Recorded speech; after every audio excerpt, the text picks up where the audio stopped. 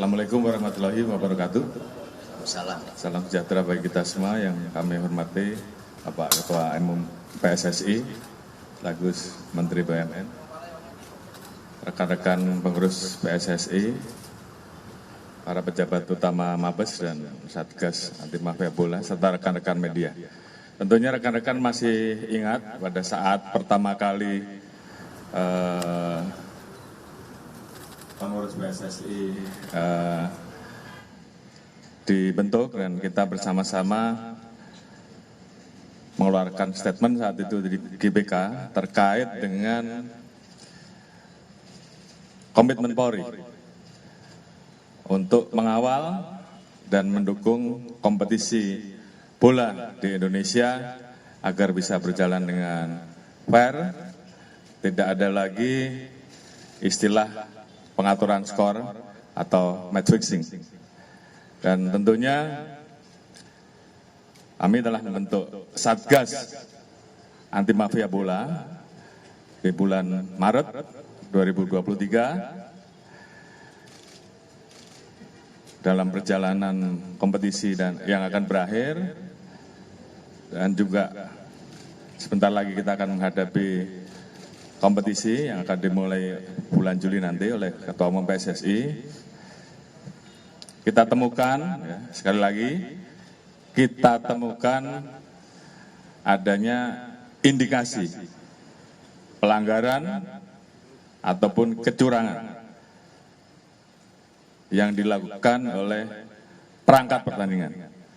Saya tidak perlu sebutkan perangkat pertandingan itu siapa, tapi dalam waktu dekat saya perintahkan kepada Satgas Anti Mafia Bola untuk melakukan pendalaman dan penyelidikan sesuai dengan data-data yang kami temukan.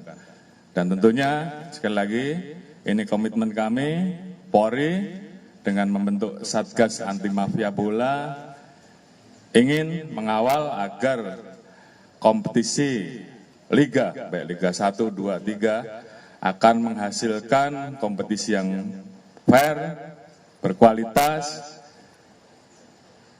dan menghasilkan atlet-atlet yang berprestasi dan tentunya siap untuk maju di laga nasional dan laga internasional. Sekira itu yang bisa saya sampaikan. Terima kasih. Wassalamualaikum warahmatullahi wabarakatuh. Assalamualaikum warahmatullahi wabarakatuh. Salam sejahtera untuk kita semua. Shalom, Om Swastiastu, Nama Budaya, Salam Kebajikan. Tentu saya mengucapkan terima kasih kepada Bapak Kapolri dan jajarannya, terutama dari dibentuknya tim yang sudah berjalan sejak bulan Maret. Dan juga hari ini hadir saya ajak Dirut PT Liga dan Ketua BTN. Dan ini memang sejak awal saya dan Pak Kapolri diinstruksikan oleh Bapak Presiden agar memang menciptakan iklim sepak bola yang bersih. Karena ini penting buat juga kita mendorong liga kita menjadi nomor 1 di Asia Tenggara dan terciptanya tim nasional yang memang sangat bisa bertanggung jawab sehingga meraih prestasi dengan baik. Dan ini sendiri Bapak Presiden melakukan ini sejalan dengan pembicaraan beliau bersama Presiden FIFA waktu itu. Dan di surat FIFA yang berikan kepada kami, tentu rekan-rekan media jelas di situ ada poin-poinnya bagaimana kita mentransformasi sepak bola. Salah satunya sepak bola negatif atau yang namanya pengaturan skor ini. Alhamdulillah data-data sudah ada di Pak Kapolri dan juga data-data FIFA pun berindikasi kepada situ. Jadi ada data-data FIFA karena FIFA memang menurunkan tim secara serius sejak beberapa bulan yang lalu. Dan alhamdulillah tentu ya hal-hal ini menjadi bukti konkret bagaimana dari Pak Kapolri, pihak kepolisian ada yang terdepan dalam pemberantasan daripada mafia sepak bola atau pengaturan skor ini. Dan kami terus terang mendukung Pak dan berterima kasih. Dan kita berharap tentu proses yang akan terjadi akan transparan dengan bukti-bukti data. Jadi bukan asumsi atau tebak-tebakan, tapi ini dilandasi data dan fakta. Terima kasih. Wassalamualaikum warahmatullahi wabarakatuh. Cukup?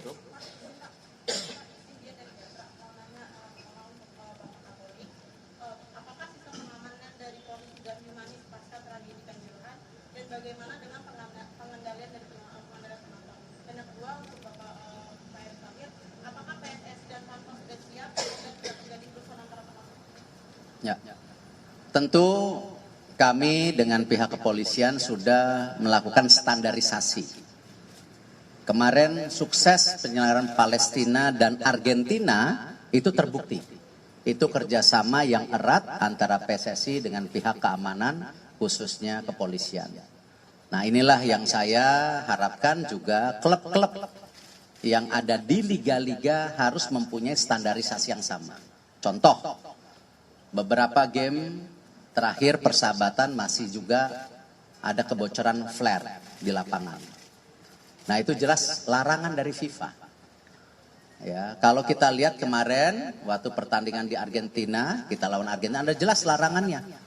Tidak boleh membawa A, B, C, D. Nah, ini saya berharap tentu liga, klub bisa tegas melakukan ini. Karena sampai hari ini pun saya belum menandatangani yang namanya detail operasional liga. Karena saya tetap ingin memasukkan 3 poin.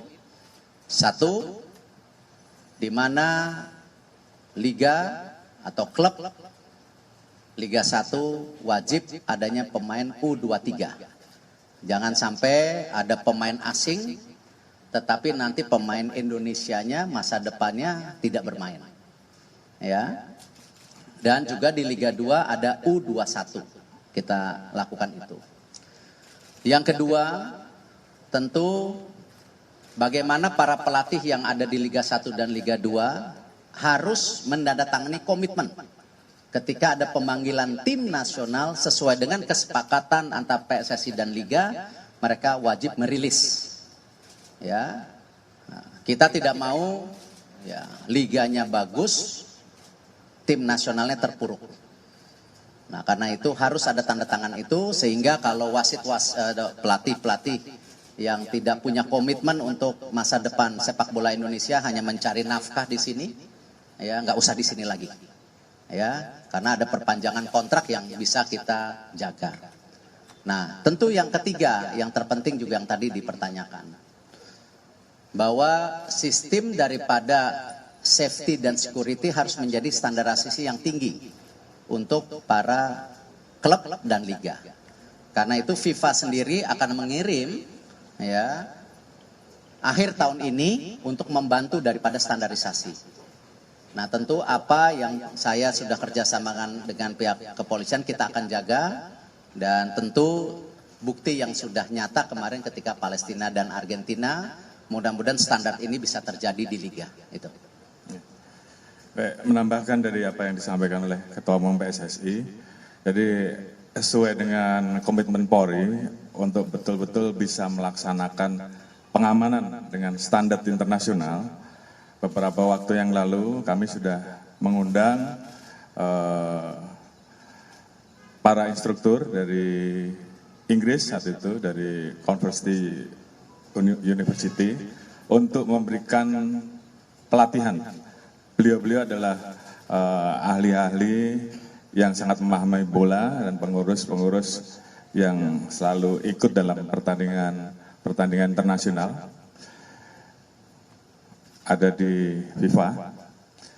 Jadi kita laksanakan pelatihan pada saat itu yang diikuti oleh personil Polri, kemudian juga pengurus liga, kemudian juga ada perwakilan supporter, sehingga kemudian kita ingin bahwa penyelenggaraan liga di Indonesia ke depan kita menggunakan standar pengamanan internasional. Saya kira rekan-rekan beberapa kali sudah melihat bahwa pertandingan yang kita laksanakan beberapa waktu di session kemarin, pola pengamanannya sudah berubah, di mana Polri tidak ada yang di dalam. Kalau rekan-rekan lihat di sekeliling lapangan itu hanya terlihat steward ya, dengan seragam khusus menghadap ke penonton dan tentunya sesuai dengan tugas yang memang harus dilaksanakan oleh mereka. Polri akan masuk pada saat nanti panitia pelaksana pertandingan kemudian meminta Polri untuk masuk. Jadi selama tidak ada itu maka kami tetap berada di luar. Jadi perubahan-perubahan itu saat ini terus kita lakukan perbaikan-perbaikan sehingga kemudian di sisi penyelenggaraan liga juga berjalan dengan baik dengan adanya pengawasan terhadap potensi pengaturan skor. Di sisi pengamanan kita juga melakukan perbaikan-perbaikan dan ini sudah kita mulai dan tentunya terus kita evaluasi, kita terus melaksanakan studi banding. Tadi Bapak Ketua Umum PSSI juga menyampaikan juga akan ada pelatihan-pelatihan tambahan sehingga kemudian menyempurnakan terkait dengan pola pengamanan dan standar pengamanan yang kita laksanakan. Tentunya Polri terus akan membuka diri, melakukan evaluasi-evaluasi sehingga kemudian kita mendapatkan pola pengamanan sepak bola yang betul-betul cocok sesuai dengan standar internasional dan tentunya kita titipkan karena adanya perubahan-perubahan ini khususnya kepada para teman-teman yang tergabung dalam penyelenggaraan, teman-teman supporter, ayo kita sama-sama jaga sehingga di penyelenggaraan di kompetisi yang akan berjalan dimulai dengan Juli ini semuanya bisa berjalan jauh lebih baik. Apalagi Pak Ketua Umum PSSI sedang berjuang agar U17 bisa dilaksanakan di Indonesia. Dan tentunya ini perlu kerjasama kita semua.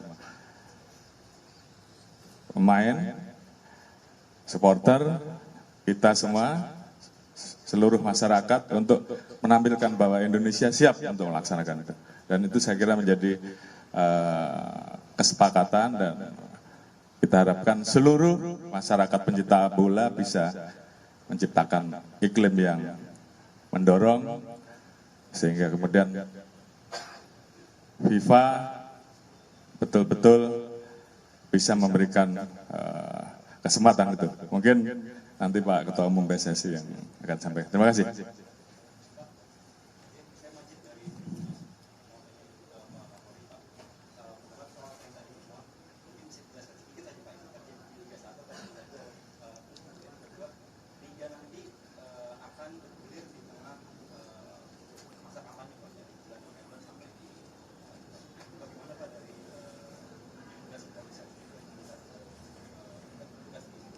Baik, tadi sudah saya jelaskan bahwa Satgas Anti Mafia Bola kita sudah bentuk bulan Maret, di mana strukturnya gabungan antara Satgas yang ada di pusat dan kemudian juga kita bentuk struktur di daerah. Ada beberapa tempat yang tentunya kita siapkan, kalau tidak salah 15 wilayah. Nanti akan disesuaikan juga dengan rencana penyelenggaraan dan itu akan kita tambahkan kalau memang diperlukan. Sehingga dari sisi penyelenggaraan sepak bola dengan adanya Satgas, termasuk juga pola pengamanan yang sudah kita standarisasi, kita tingkatkan, tetap bisa berjalan. Di sisi lain, tugas kami untuk melaksanakan rangkaian pengamanan terhadap tahapan pemilu semuanya tetap berjalan. Dua-duanya harus bisa jalan. Terima kasih. Tentu sesuai dengan kesepakatan bahwa nanti dari Liga sendiri sudah mengerti kapasitas penonton hanya 50%. Dan tentu transisi daripada sesuai dengan pantauan FIFA untuk 1 tahun ini bahkan bisa 2 tahun tergantung kita bisa nggak memberikan keyakinan kepada FIFA bahwa memang kita bisa memastikan supporter pulang ke rumah dengan selamat. Ya, salah satunya bagaimana hari ini pertandingan yang namanya kandang itu hanya didatangi sementara oleh supporter yang dimiliki oleh klub tersebut, belum ada supporter tamu. Tapi tentu ke depan kalau kita lihat tertib, ya bisa saja FIFA melenturkan daripada kesepakatan yang telah diberikan.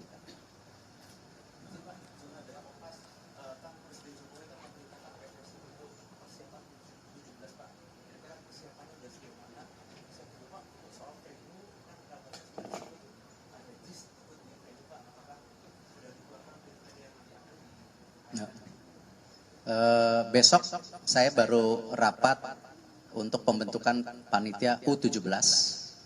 Nanti insya Allah jam 4.30 juga saya dengan Bapak Presiden untuk menyampaikan beberapa tentu requirement dari FIFA.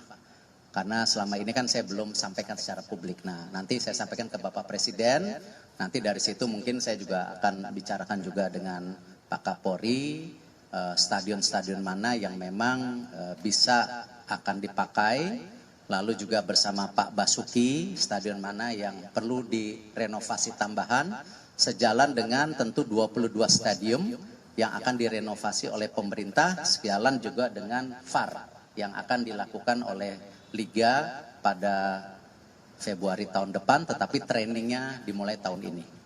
Jadi itu, jadi saya belum bisa jawab secara detail. Cukup? Oh. Dua terakhir ya.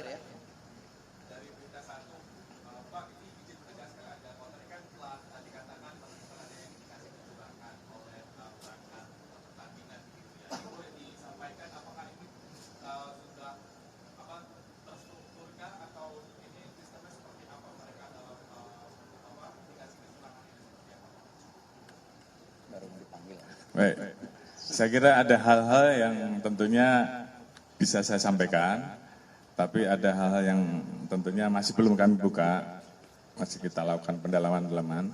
Yang jelas, tim segera bergerak, melakukan penyelidikan, dan bila diperlukan tentunya tahapan dari langkah-langkah itu pemanggilan, pemeriksaan, dan pendalaman-pendalaman yang lain. Ya tentunya kalau saya sebutkan nanti nggak bagus. Jadi biar tim bekerja terlebih dahulu. Ya.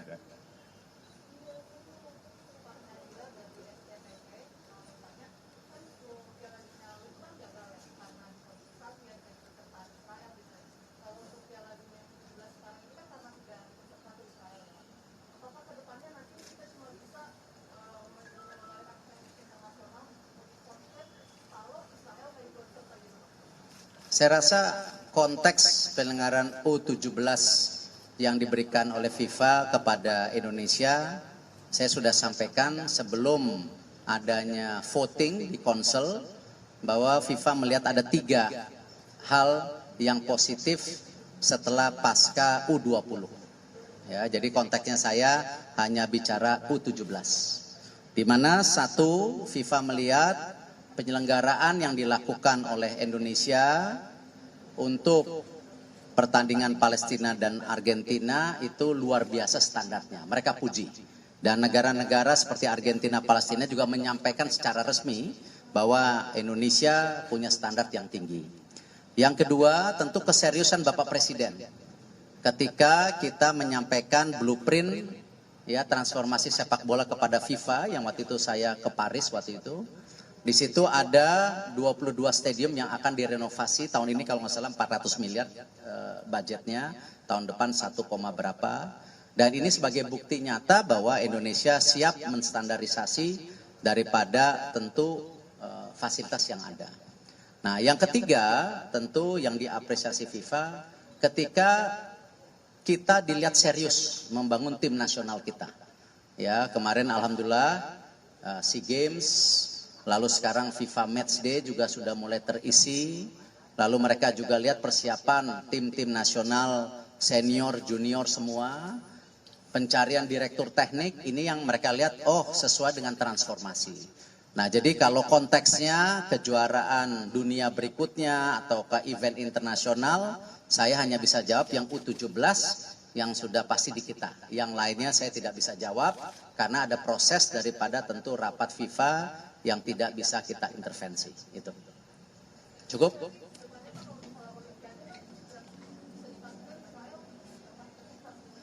Kembali konteksnya saya tidak bisa jawab sesuatu yang belum diputuskan. Ya, kalau apakah kejuaraan dunia, olimpiade itu kan cita-cita. Ya, jadi saya tidak mau mengomentari sesuatu yang belum diputuskan. Tadi sama Pak Kapolri, karena U17 ini sudah diputuskan. Nah, makanya kita persiapkan dengan baik, jangan sampai kita gagal, karena ini panggung kita, ini rumah kita. Kita juga harus menyiapkan sebagai tuan rumah yang baik, menerima semua tamu yang hadir, dan juga mempersiapkan tim nasional U16, U17 secara serius. Karena itu kita akan mulai menseleksi di 9 kota, kita juga akan mempersiapkan tim nasional ini training center, apakah kemarin di Doha ataupun nanti di Eropa, nanti tergantung kesepakatan yang saya bicarakan dengan Coach Bima Sakti nanti malam. Saya ada rapat dengan Coach Bima Sakti nanti malam. Ya. Tambahan satu hal, saya kira rekan-rekan tadi sudah tahu bahwa kita memiliki Satgas yang akan bergerak untuk mengawal jangan sampai di perjalanan liga ke depan yang akan dilaksanakan terjadi kecurangan-kecurangan. Oleh karena itu, saya membuka ruang apabila ada informasi, laporan, dan saya kira seluruh pencinta bola tentunya sepakat bahwa ke depan penyelenggaraan kompetisi liga betul-betul bisa fair. Karena ini yang tentunya diharapkan oleh seluruh pencinta bola. Jadi tolong berikan informasi kepada kami akan dalami, dan kalau bisa kita dapatkan, kita akan proses, dan tentunya kalau di kepolisian, ya prosesnya pasti pidana. Untuk di PSSI tentunya punya proses tersendiri. Nanti data-data tersebut tentunya hasil dari kita juga akan kita laporkan ke PSSI untuk juga ditindaklanjuti. Mungkin itu, terima kasih. Izin saya tambah dikit, jadi menambah Pak Kapolri, tentu proses atau hukuman yang ada di PSSI berbeda. Yaitu kita sudah sepakat yang namanya pemain, wasit, pemilik, pengurus termasuk saya, kalau memang ada main-main, ya tidak boleh berkecimpung di dunia sepak bola seumur hidup. Ya, kalau olahraga lain seperti bola basket bisa, masa sepak bola yang nomor 1 kalah sama yang basket? Ya, jadi ya kita harus memastikan bahwa kita komit kepada transformasi yang diharapkan oleh FIFA dengan juga kesepakatan dari Bapak Presiden. Cukup? Cukup ya, terima kasih. Foto dulu. Oh, ini bikin aja.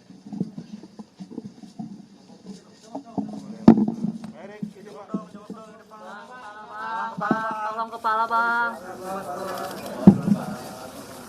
Kepala tuh. Tengah, Pak. Atas, Pak. Tengah, Pak. Iya, Pak. Yang belang-belang di situ. Tengah atas, Pak. Tengah, Pak. Tengah atas. Pak, tengah, Pak. Tengah, Pak.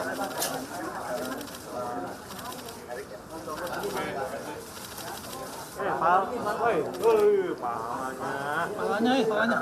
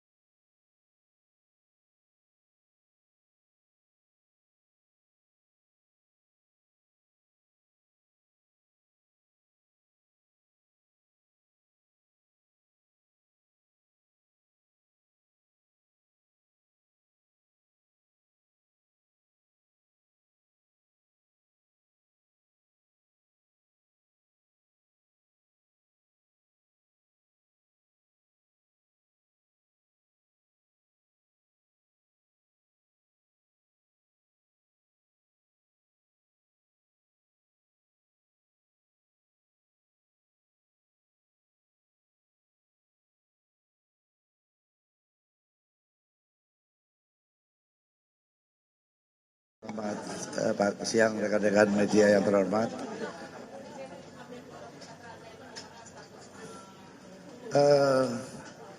Kemarin kami mendapat arahan dari Bapak Menko Polhukam dan Pak Kapolri terkait dengan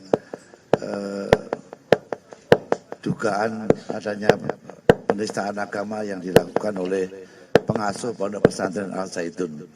Dan ini sudah dirapatkan oleh Pak Menko Polhukam, kemudian beliau juga sudah arahkan secara langsung kepada kami, dan nanti beliau akan membentuk tim untuk memperkuat tim yang ada di Bareskrim untuk memperkuat laporannya. Dan hari kemarin kita sudah terima satu laporan dari masyarakat terkait adanya dugaan tindak pidana penistaan agama yang dilakukan oleh pengasuh Pondok Pesantren Al Zaitun. Dan ini akan kita lakukan langkah-langkah penyelidikan. Nah, mudah-mudahan apa yang selama ini menjadi polemik di masyarakat terkait dengan ajaran yang ada di pondok tersebut, nanti mudah-mudahan bisa membuktikan ada atau tidaknya dugaan tindak pidana penistaan agama yang ada di sana. Gitu kira-kira. Terkait langkah terdekat, apakah yang dilakukan terkait isu Ponpes Al Zaitun, apakah akan melakukan pemeriksaan saksi, dan itu kali ini siapa yang akan diperiksa? Ya, tentunya kita akan periksa pelapor, kemudian kita lengkapi dengan keterangan saksi-saksi.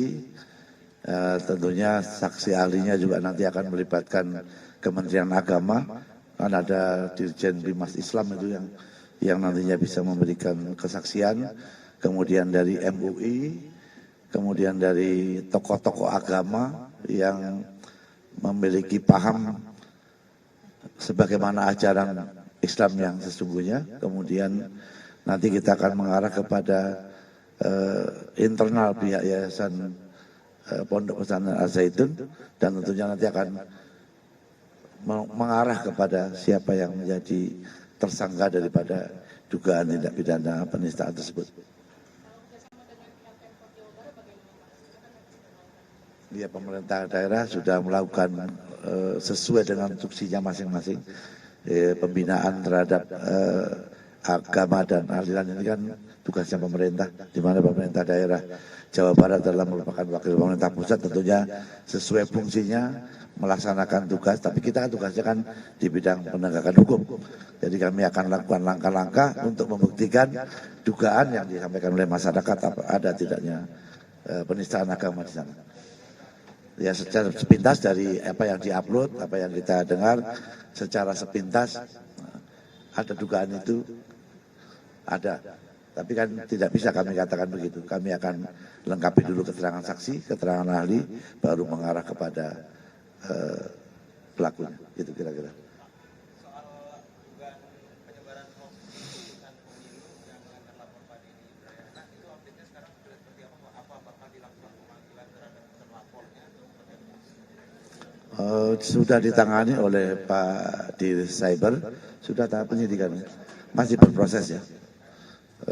Masih berproses, dan kemarin kan sempat terjadi beberapa lokasi unjuk rasa. Apakah itu masuk dalam lingkup menimbulkan keonaran atau tidak, nanti keterangan ahli yang menentukan. Itu, jadi masih berproses. Pemeriksaan saksi atau ahli sendiri ini akan dilakukan kapan? Ya, semakin cepat semakin bagus lah saya rasanya, karena sudah menimbulkan keresahan di masyarakat. Saya minta kepada Pak Dirtipidum dan Dir Cyber untuk menangani kasus ini secara cepat sehingga bisa menjawab dan menjawab tuntutan masyarakat agar kasus ini segera diselesaikan. Saya rasa itu, terima kasih.